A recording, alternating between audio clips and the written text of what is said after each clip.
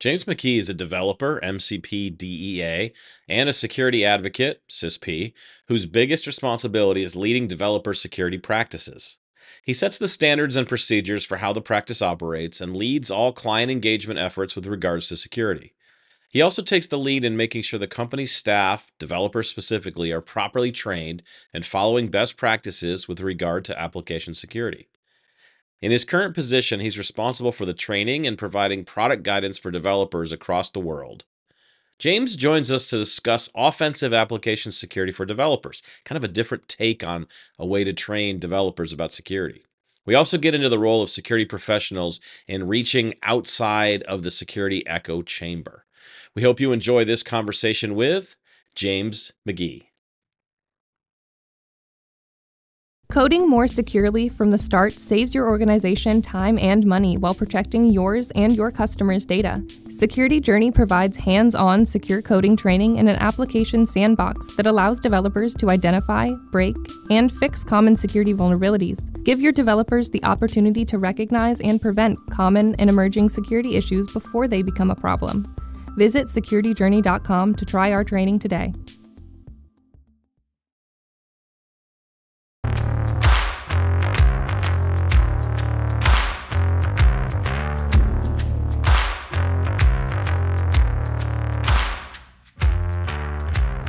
Hey folks, welcome to another episode of the Application Security Podcast. This is Chris Romeo. I am the CEO of Curve Ventures and also co-host of the podcast. Happy to be joined by my good friend, Robert HURLBUT. Hey, Robert. Hey, Chris. Yeah, Robert HURLBUT, and I'm a principal application security architect and threat modeling lead at Acquia. And, really good to be here and to talk about, again, application security, one of our favorite topics. Yeah, and it's been, 6 weeks, 2 months since we recorded one of these, and I just hope we can remember. What do we do? What do we do next? Our audience is yelling through their non-existent microphones in their cars. Security origin story, security origin story. So without further ado, we'll jump right in. James Mckee's joining us today. James, we like to jump right in and give our guests zero time to warm up. Like, we just throw you right in the deep end of the pool with what's your security origin story, or how'd you get into application security? Yeah, so James Mckee, we'll get to who I am and what I do.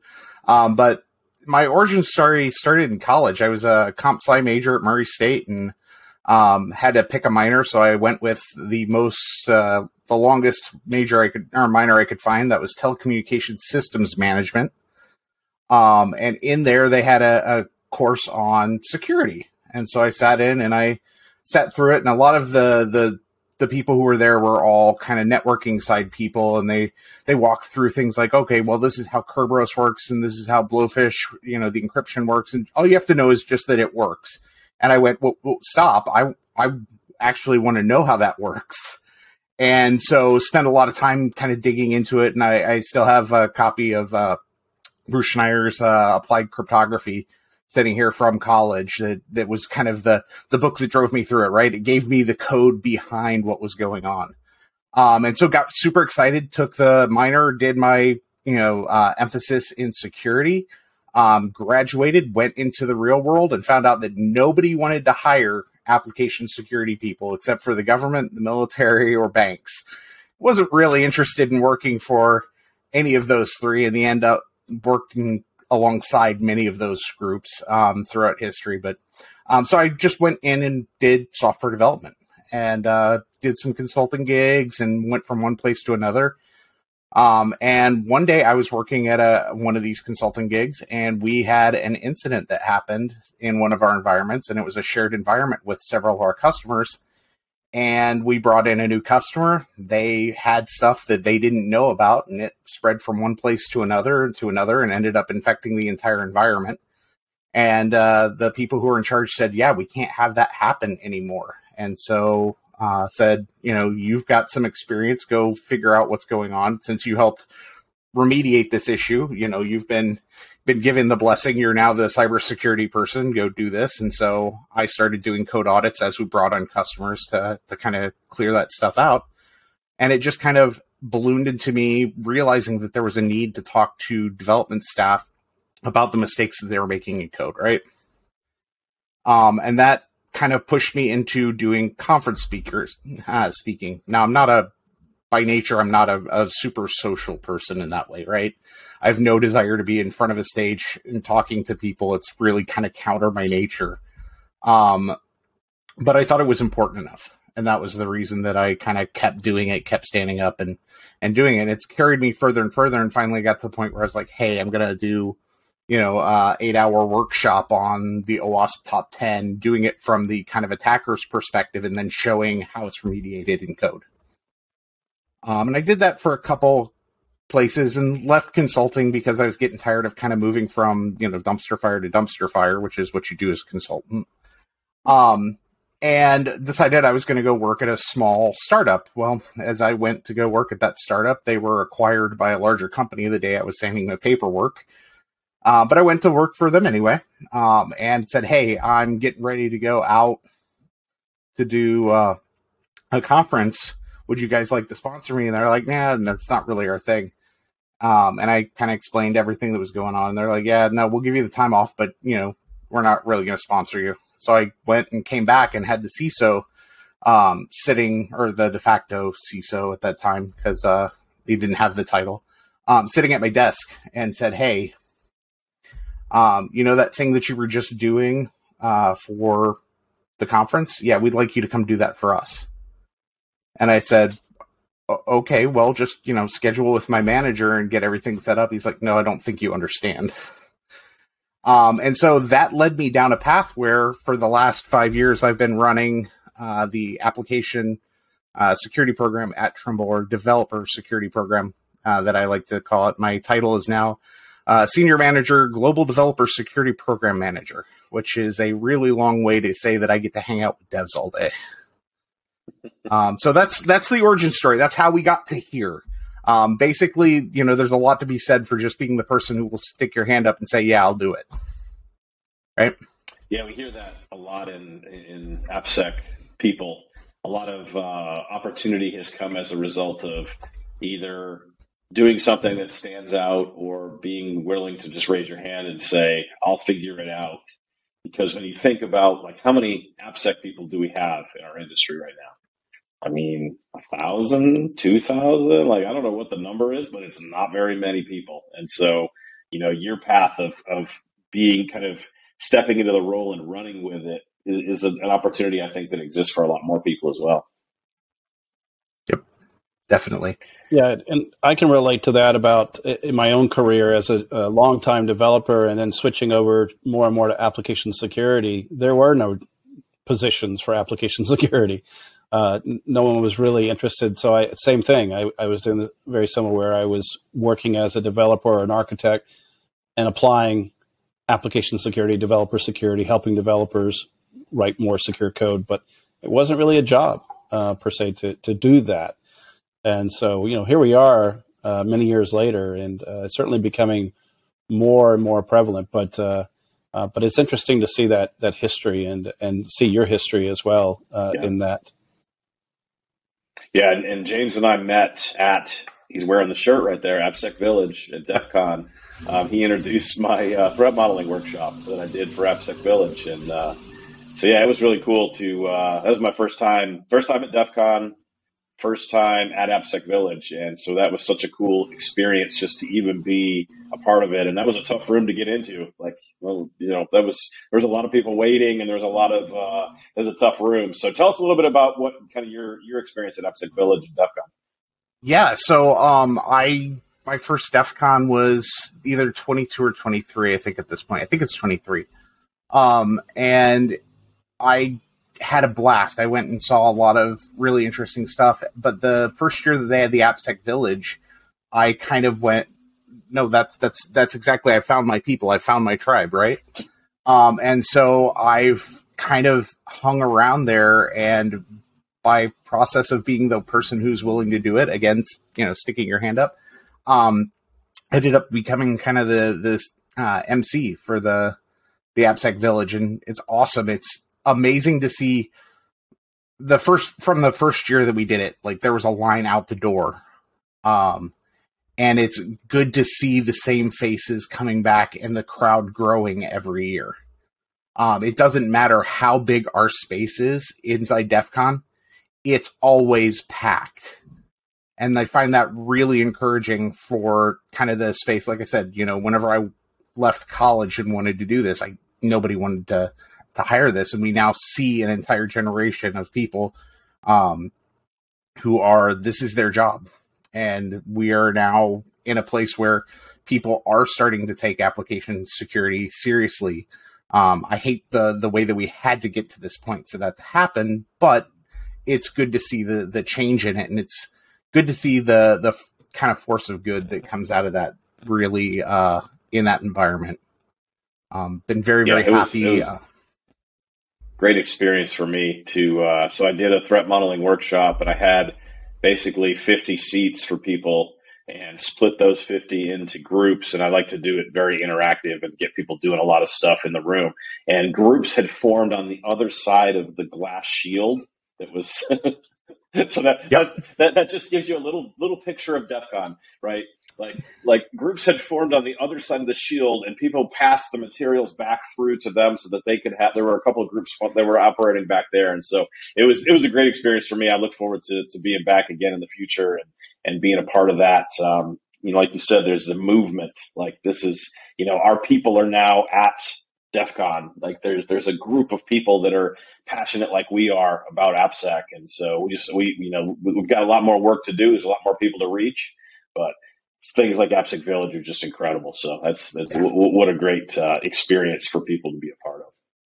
Yeah, no, it's one of those things. It's the double-edged sword, right? Like it's awesome to see the room filled with people who are like AppSec people, but it really kind of leads into that kind of weird space where it's like, well, are we like I connected with you through the AppSec Village? We're both already in AppSec, right? Yeah. Like, I wonder how many of the people in that room were coming from the development side and how many people were coming from the AppSec side. Because the reality is to grow this in the way that we need to grow AppSec. Okay. We don't need to train AppSec people. We need to take developers who have that empathy for the process and bring them over to security. And that's a lot of the kind of philosophy of how I drive into the subject of DevSec. And that's the reason I refer to it as DevSec, right? There's the idea of looking at the application, right? We can talk about how we secure the application as part of the process and all of that. But at the end of the day, the root of where the problem's originating is that developer. And so if we can help that developer kind of shift their thinking in a way that helps them to produce more secure code, we're stopping it before it ever hits a SAST or DEST scam. Yeah. Let's call an audible on our plan here. Every as Mike Tyson was famous for saying, everybody has a plan until they get punched in the face. Nobody's getting punched in the face. But let's talk about that though, because we had wanted to get into this. We wanted to get into this, this idea of, are we still spending too much time preaching to the choir? And as we were chatting before we began the recording this conversation, we talked about, how long ago was it that Josh Corman had the whole thing about the echo chamber, and we'd get out of the echo chamber. I can't remember the exact date, but it feels like it was about 10 years ago or so, and it may be longer or less. I don't know. I'm very bad with time, but I think it was about 10 years ago. And I guess, where are we? Like, is the echo chamber still a reality? Are we still stuck in it and we don't even know it? So I can tell you if you want to see how real the echo chamber is, go to a small conference, host a workshop teaching the OWASP top 10. Is one of the first questions that I ask whenever I get in there is like, okay, how many people have had any training in cybersecurity? And there are maybe a couple hands to go up. Okay, how many people know about SQL injection? And there's probably 3 or 4 hands in a room of 30. I'm like, okay, cross-site scripting. And it goes down to 2. And then you can go through the rest of the OWASP top 10 and you won't get a single hand. So whenever I talk about this and I feel that we're in this space where we're talking in the echo chamber, that's what I'm comparing against. And I would love to say that is reserved for, conferences where maybe we're getting junior or mid-level developers trying to kind of boost their space. But I can say that I see similar things inside the business world where I'm talking to developers of the entire spectrum. And further to that point, there's confusion. The message has gotten muddied along the way because there was that one person who kind of went out and understood the stuff and take it back. I think about specifically one of the examples I used whenever I was at DEF CON, talking about the junior dev who was going through and doing salting and hashing. We went through and we're talking about this, and I was asked to do a code review because they were working on a very sensitive space because they're doing password, management storage. It's like, okay, I'll sit in on it and, open up the code that he's got for the review, and he's got salt that's like statically written into the file. He's appending that to the password and then running it through a single round of SHA-256. By his understanding, he was salting and hashing that password. He knew that was something that he was supposed to do, but he didn't understand the why behind it, right? Didn't understand that the reason that we use things like PDB-FK or Argon 2ID is because we're trying to, increase the amount of time that it takes an attacker to go after that database of passwords for reuse, right? And so without that information, it was very difficult for him to connect those pieces. And once I kind of talk through the process and say, hey, these are the things that we do and the way that we want to do it. Here's the reason we don't use static salt. Here's the reason we don't do all of that. It sank in, like the message gets there. And so there's that gap that we have to cover, because in some ways we've done a really good job of getting kind of that first person out into the world, and getting them out so that they have that communication. Somebody, got through to him and said, okay, if you're working with passwords, you should be salting and hashing your passwords. But the details of why were missed. And that led to a miscommunication, and it eventually could have been a security problem had it not been caught. Yeah. And that's, that's one of the things that I, as someone who has spent a lot of time educating developers about application security, product security, one of the key things is always why. So I learned, Simon Sinek wrote a book called Start With Why, probably, 10 years ago. Everything's 10 years ago for me, by the way. It's probably about 10 years ago. But it's one of those books, has nothing to do with security.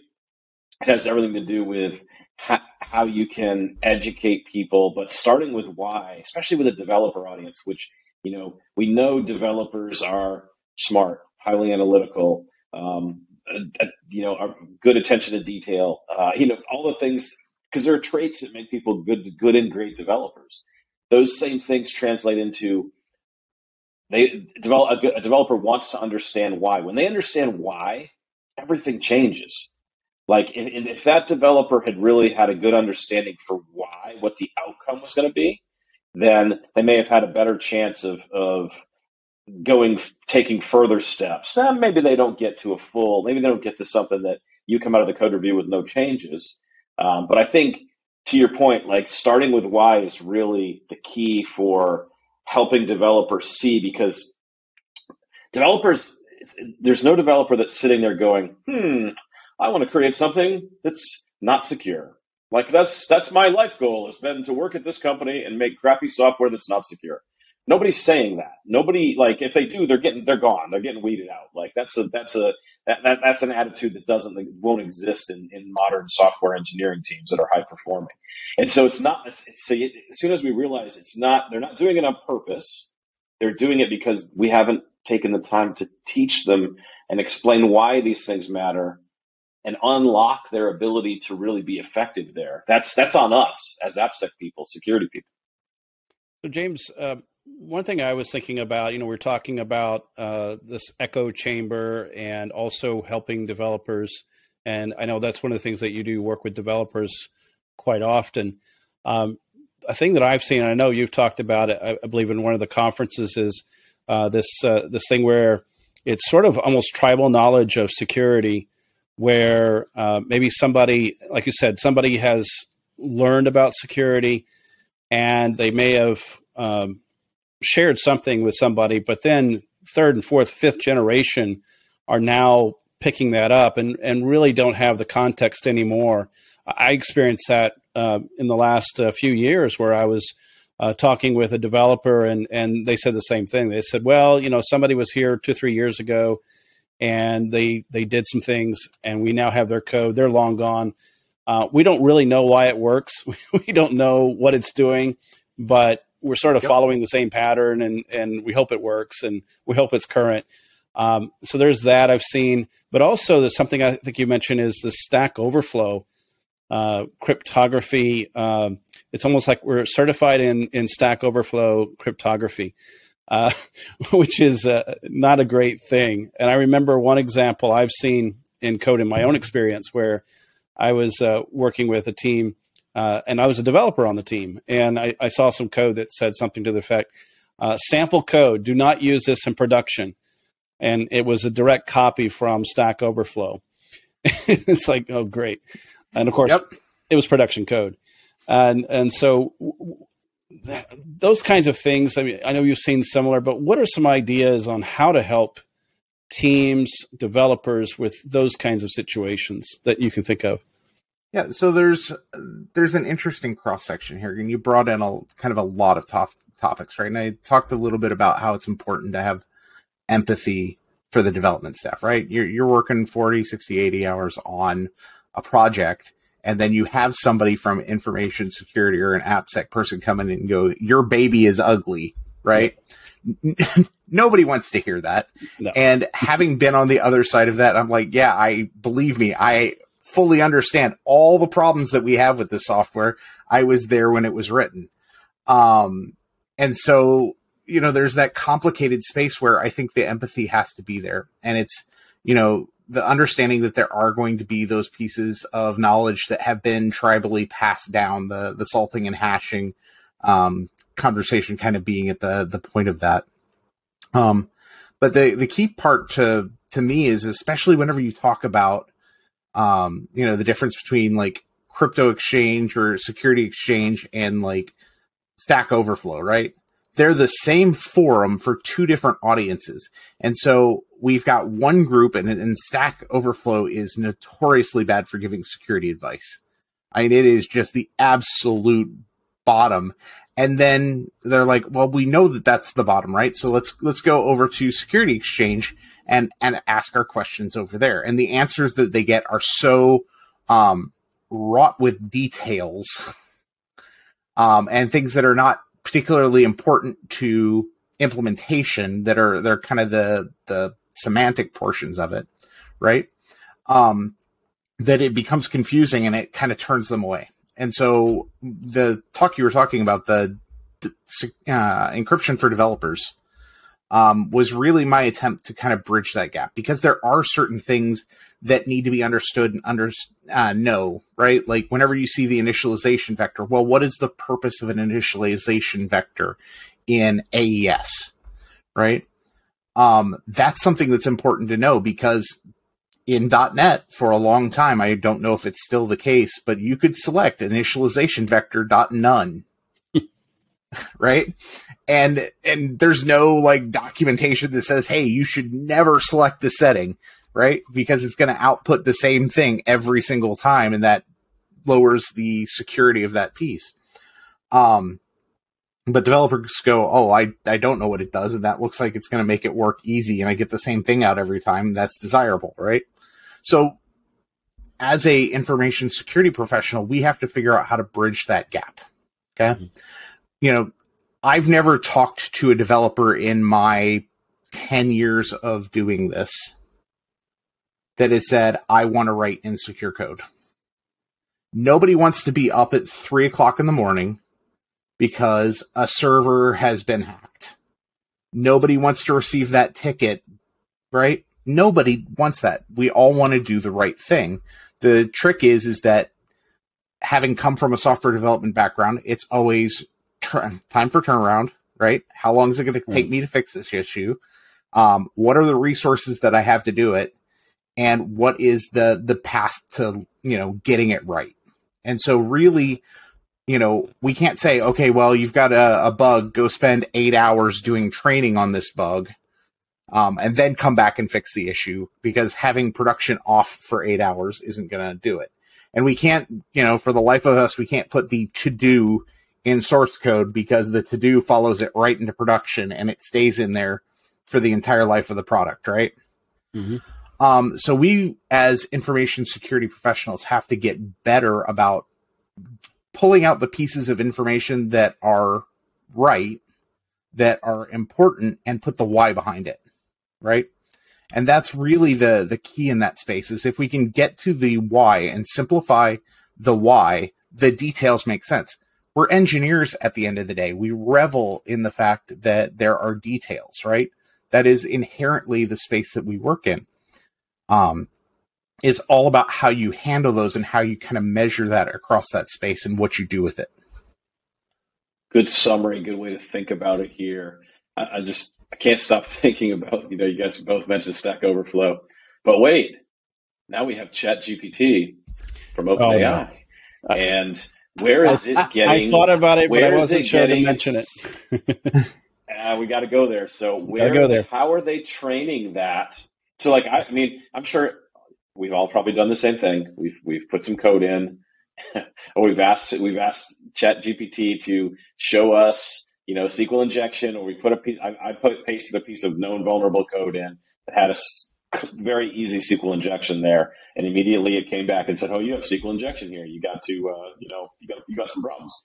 And so, but the question is, if you train that thing from Stack Overflow, we're in trouble because it's garbage in, garbage out, right? Like, if you put something bad into to train the models or whatever, you're going to get inconsistent results, or you're going to get insecure results. And so, I guess that's a coming fear. I thought Stack Overflow was bad from a coach perspective, but imagine if you have an AI that is using the wisdom of the internet to somehow provide guidance. I mean, that should keep you up at night, right? But and here's so, there are a lot of kind of hot takes on this, but I will say that at the end of the day, there is nothing that we can do to stop the onslaught of the coming AI, right? Anybody who has used Copilot for more than 10 minutes sees the value that's going to come out of that. Now, it's not a perfect tool, but in the hands of a medium, a mid to senior developer who knows what they're looking for and can modify the suggestions that it makes, it is reducing a lot of that space. So I don't think there's any way for us to avoid it. And so that the shifting in that becomes, well, how do we offset the danger that's presented by a tool like that? Right. A saw is one type, a circular saw is a completely different type of threat in this space. Right. And OpenAI and, Copilot and those type tools are really that circular saw. So we have to do the safety training further towards the beginning of the developer's, life cycle as a developer. It's making security training more important towards the beginning, getting in, talking to those junior developers, showing them why it's important, and then entrenching that knowledge and those skills at that level, because these tools are going to, they're going to speed up the development process. And if they don't know what to look for and they don't know these pieces, there's going to be a wealth for application security developers, 15 years from now, right? Going back and correcting all of this AI generated code, that's been running in production for 15 years.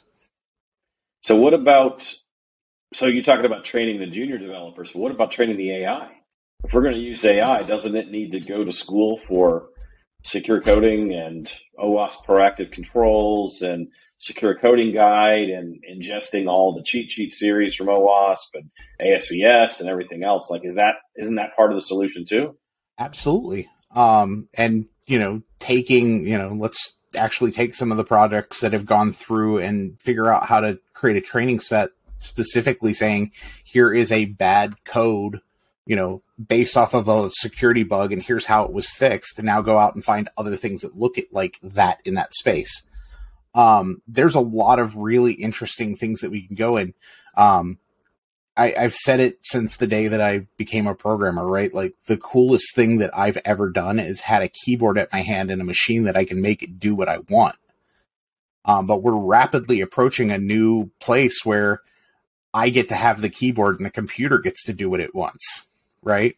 and I say that in jest. I'm not saying that, AI is going to create sentient computers or anything like that, but I'm saying, ChatGPT has as much say in the code that's being written when it's coming out of Copilot as I do as a developer. I get to decide what stays. But at the crafting part, at that smithing of the code, that's where it gets its input. And if I don't know any better as part of that process, then there's that part. But you're right. We do absolutely have to start the training process. And it's a kind of weird to think about, but training has to happen for both the developer and the AI, the tool set, right? Yeah, because if you think about let's take OWASP Top 10, for example. The 2021 edition was the first time injection had fallen out of the number 1 seed in as long as I can remember. I think it was back in, I don't know, maybe the 2004. I don't know. I don't remember when injection wasn't in the number 1 seed. So it's not like there's a whole huge amount of innovation in the application security risks. Yes, we added SSRF, sure. But I don't necessarily need Copilot to fully understand SSRF, but if Copilot is generating code with SQL injection and cross-site scripting in it, that's something that's been around for so long that you should be able to train whatever it is that's generating that code to not use those negative patterns. And I think it's to your point, like it's the future. Like we can hate it, we can love it, doesn't matter. It's going to happen. It's going to be it is the trajectory that software development is on, is to use these AI infused tools to generate code.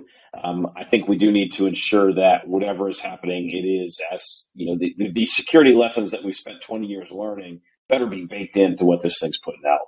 Yeah. Yeah, no, and we kind of went off on a bit of a tangent there. Like, you can't stay away from ChatGPT.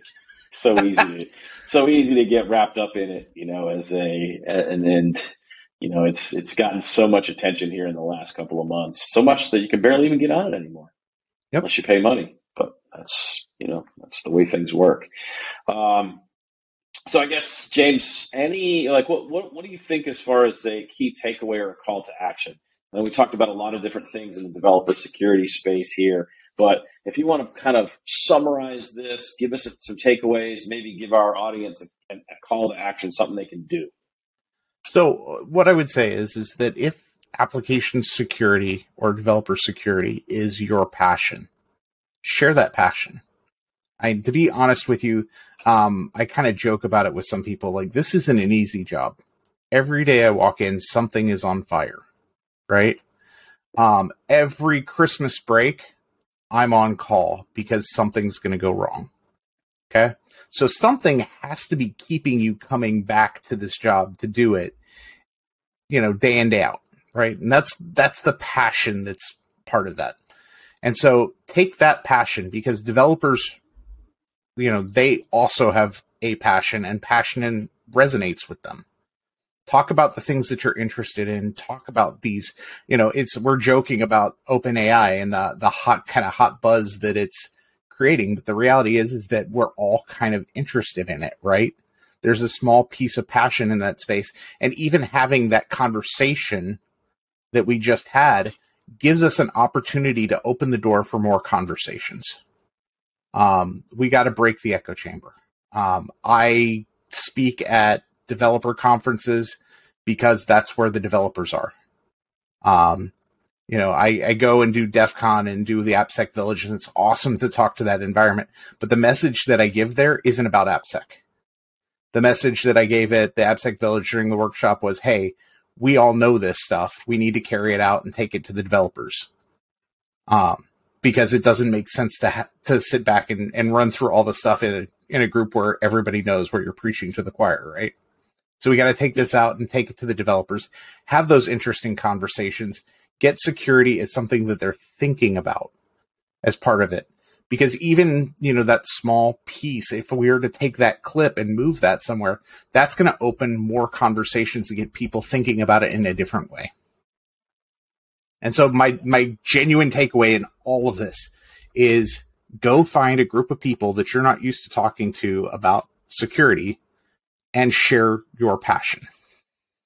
Mm-hmm. Yeah, GitHub says there's 26 million developers on Earth right now, and there's a lot less application security people. And so we need to, there is room to influence. And so it's been a good reminder for me as well, James, I spent some time, attending developer conferences, looking for opportunities to go. And like you said, a developer conference, you can just do a talk on the OWASP top 10. And that's good for that audience right now, because it's like, if I'm trying to get into an OWASP conference, I'm never going to submit a talk on the OWASP top 10 unless my name's Andrew or Brian or one of the people that's releasing the new version of it, right? But at a developer conference, there's a need. There is a captive audience that will take that as information they didn't know and then be able to go and apply. And that's really the first step. And so you've once again reminded me of the importance of getting back into the developer space versus going back deep into the echo chamber. And the one thing that I would add on to that, if I can, is that whenever we talk about I go to conferences and I see 3 or 4 talks on the OWASP top 10. That's awesome. I'm glad to see that that's being done at developer conferences. But what I would love to see more than that is just pick one item off the OWASP top 10 and do a deep dive. Like if you want to speak at a security conference, I say this as I'm one of the organizers of B-Sides Boulder, right? Like if you want to do this, take one of those topics, dive deep. Give them enough that they can take back that's more than just a blurb. The OWASP top 10 is important. It's something that can be covered in an hour. It's something that shouldn't be covered in an hour. So yeah, that's my spiel. That's good. Yeah, that used to be one of my talks. I used to do the OWASP top 1, which was a joke all in itself. Yep. Can't we just solve injection, please? Don't think about anything else. Let's just work on injection. When we solve that, then we can go to the next one. Okay, we don't need 10. It's too many. Yep. But yeah, I'm with you. Like it is to truly cover one of those items. An hour is a good amount of time to dive deep enough for one of those items and show some code examples so that developers can ingest what the issue is, but also see it in code and take it away. And that leads to actionable results, which is what every talk we do should be. We should be trying to get to actionable results for the people that are sitting there. Yeah, James, thank you so much for taking the time to be with us today and have this conversation. Look forward to seeing you in Vegas again this coming summer. And, in the halls of the AppSec Village, which will hopefully be 12 times larger space than it was last year. Last year was a big space too, but 12 times larger, I'm hoping. But I would love to see a time when we can get everybody in there. And thank you very much for having me. Anytime, I will be more than happy. Thank you for having me. It was awesome. Yeah, thank you.